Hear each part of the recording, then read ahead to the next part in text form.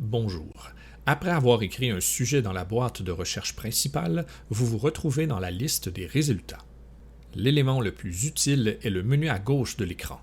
On les appelle les facettes et leur fonctionnement permettra de préciser vos recherches en quelques clics. En haut à gauche, vous voyez l'option « Conserver les filtres », ce qui signifie que les éléments cliquables des facettes seront conservés pour votre session de travail courante. Par exemple, si je désire trouver des documents à la Didactèque de l'UQAC, je n'ai qu'à cliquer sur la facette UQAC Didactèque.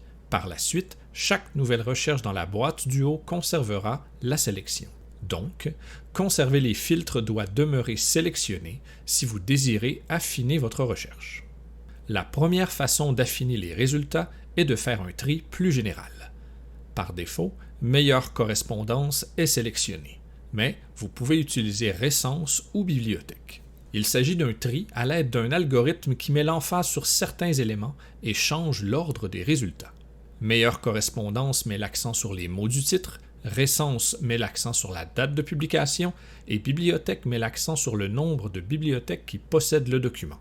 Les dernières options de tri vous seront plus familières et un algorithme n'y est pas utilisé. Parmi les facettes du menu de gauche, il est possible de faire une sélection multiple, mais seules les facettes Bibliothèque, Format et Langue le permettent. Pour la facette Bibliothèque, par défaut, ce sont les 3 localisations documentaires de l'UQAC qui sont représentées: UQAC, Didactèque et Centre d'études de Sept-Îles. Remarquez qu'il est aussi possible d'élargir notre recherche à l'entièreté du réseau des bibliothèques universitaires du Québec et même le monde. Pour la facette Format, vous pouvez choisir les types de documents qui vous intéressent. Les principaux sont articles, chapitres et livres. Mais il y en a d'autres et ils peuvent changer en fonction de la recherche effectuée. La facette Année est simple, intervalle de 5, 10, 25 ans ou personnalisé. La facette Langue permet de choisir la langue des documents. Les résultats sont plus élevés en anglais car Sophia recense aussi les articles scientifiques. La facette Thématique permet d'affiner les résultats avec certains termes.